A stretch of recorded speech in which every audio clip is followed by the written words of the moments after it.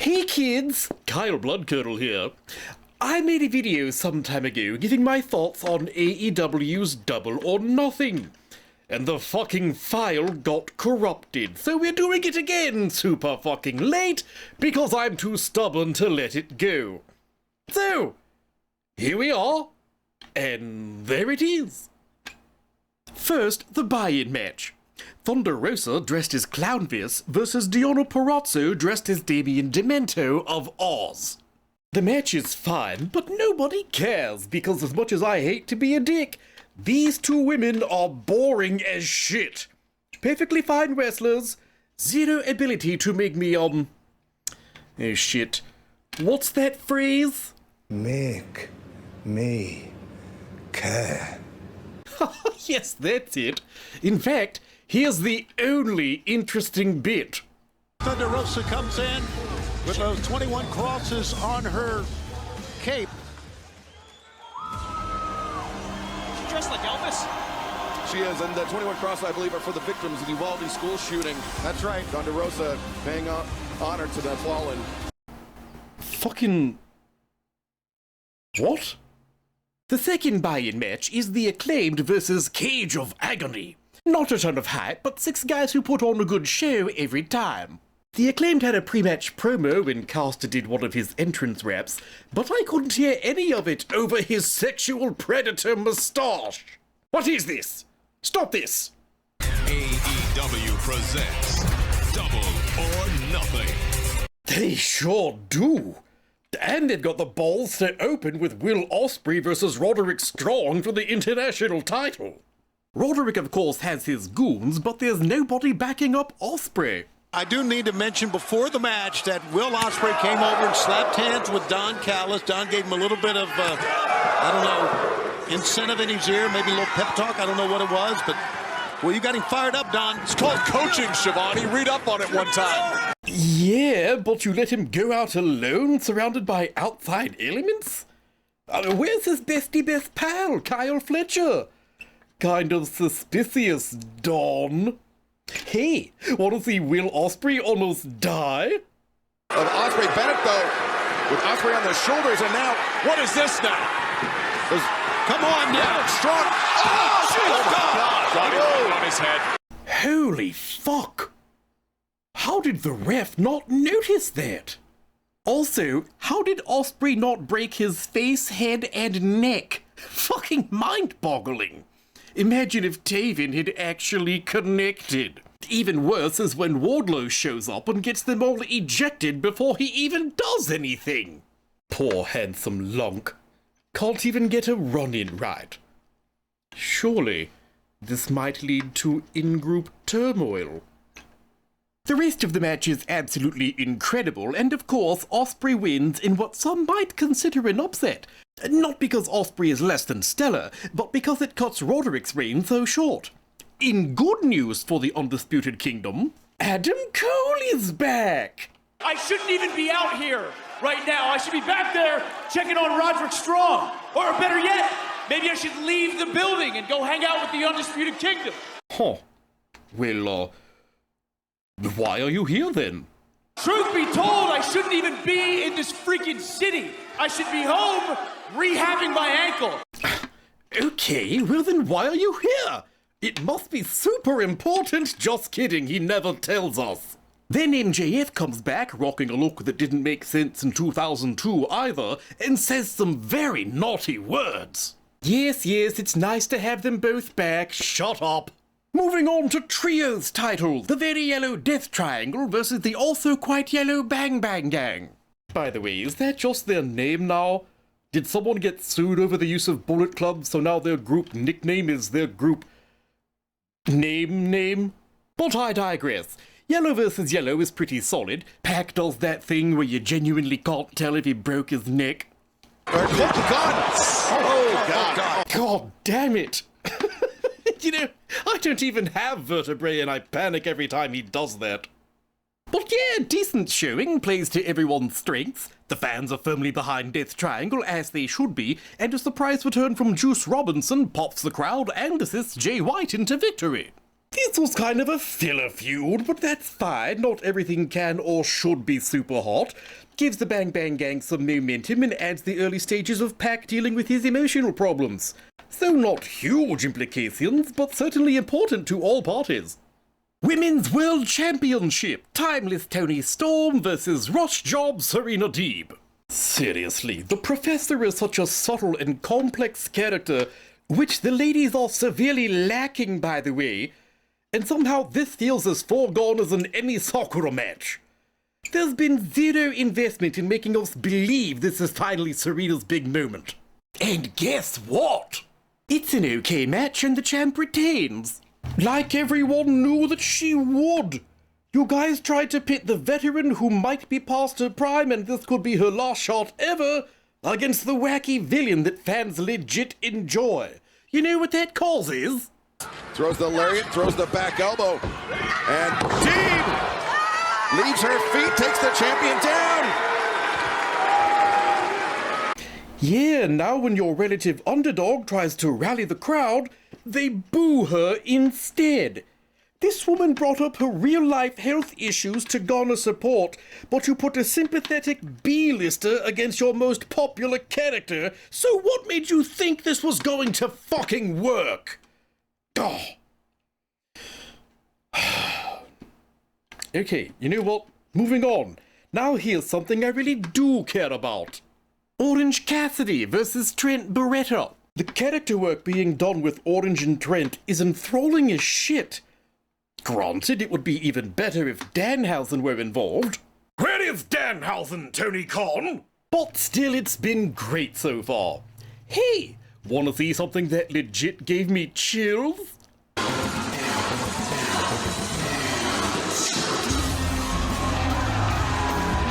following contest is scheduled for one fall with a 30-minute time limit. Coming down the aisle from Long Island, New York, weighing 201 pounds, Trent Beretta. The actual melting away of the Best Friends logo, everything turning red, Trent coming out in a corrupted form of his goofy self, complete with Osei's face on his tights with the eyes taped over. He's completed his villain form. It's perfect. Then Orange enters with his original theme music and the darkest look since he teamed with Danhausen. Where is Danhausen? And for a guy who verbally says so little, this appearance says so fucking much. The visuals here are master level. And not only is this thing electric because of the emotions, but there's a whole section where neither man can land a move because they know each other too well. And Trent getting wrestled into a pinfall instead of knocked out or exhausted is great. His breakdown after the match is so intriguing. This is the kind of match that requires zero commentary. And no disrespect to the team, but it may have been better without it.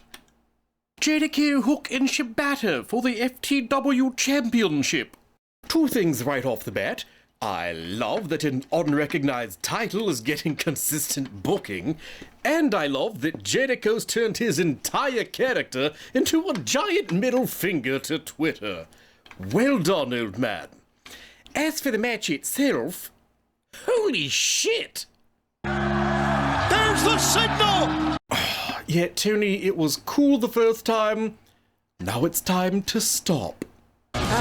Being accompanied by Big Bill from Winnipeg, Manitoba, Canada, weighing 125 pounds. He is the FTW champion, the Learning Tree, Chris Jericho. Huh. Judging by the lack of an enormous man, that may be the first time I've ever heard JJ Roberts fuck something up. So yeah, wrestling an entire match on a pile of dice looks painful as shit. You guys are lunatics. Shibata did struggle an awful lot getting Hook up in the corner, and Jericho just laid there watching them, so that was a bit awkward. And then they bent and slid off the table, which looked really painful in an extra bad way. Big Bill running in was expected and welcome, but it did also kind of remind me of JJ's colossal fuck-up. And then Hook nearly murdered him. Hogan! No! Good God! For Big Bill! God damn, count your kidneys, Bill, just to be sure. Then a mystery person arrives to prevent Jericho from losing. But who could it be? Some new student of Jericho in a cool purple mask? No, it's a really bad wrestler that people don't really care about either way. Could have been a spot for evil Danhausen to cost Hook a victory, but no, let's do something bland instead. Tony Khan, Danhausen. Anyway, due to all the chicanery, Jericho wins. Super chaotic violence with innovative elements. Good stuff. Mox and Takeshita for a title shot. Now, is it just me, or does Takeshita hate wearing that mask? I mean, that thing gets less TV time than... So this is a darn good Wounded Warrior story with Mox playing a rare underdog position. Say, would you like to see something that startled me out of my seat? Very hard to grip it if you're the one. Son of a fuck, that looks like a broken shoulder every damn time. So fucking sick. We know that Moxie will never quit, because he's stupid. Damn, how many pay-per-views has it taken for Nigel McGuinness to say something funny? Also, about halfway through this slugfest, AEW gives us the most cinematic powerbomb I have ever seen. Well, liberal use of the rules from the official. There's the strength again. Oh, Takeshita, amazing power. I will never forget the magic of this match.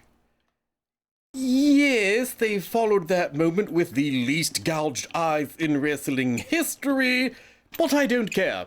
This match was 99.9% awesome. Copeland versus Black, barbed wire cage match for the bloody fuck of it.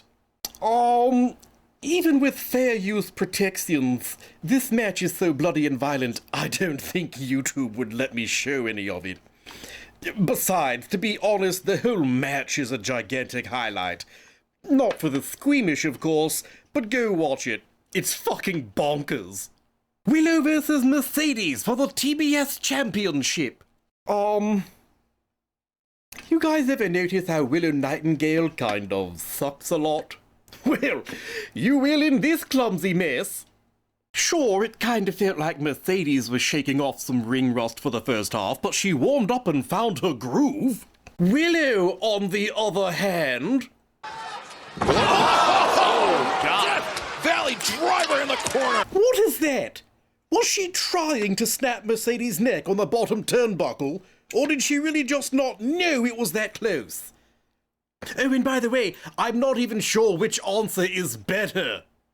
Ugh, and with all the impact of setting down a sack of potatoes... Mercedes wins because she had to, and the long-awaited Statlander heel turn comes with a satisfying thud. Let's hope Willow can wrestle by the time their feud starts. AEW World Title, Swerve Strickland versus Christian Cage. Okay, we're gonna be really honest here. Swerve Strickland is not a very interesting guy. He looks kind of like T-Pain, he fumbles every in-ring promo, and he's a music mogul whose music is awful.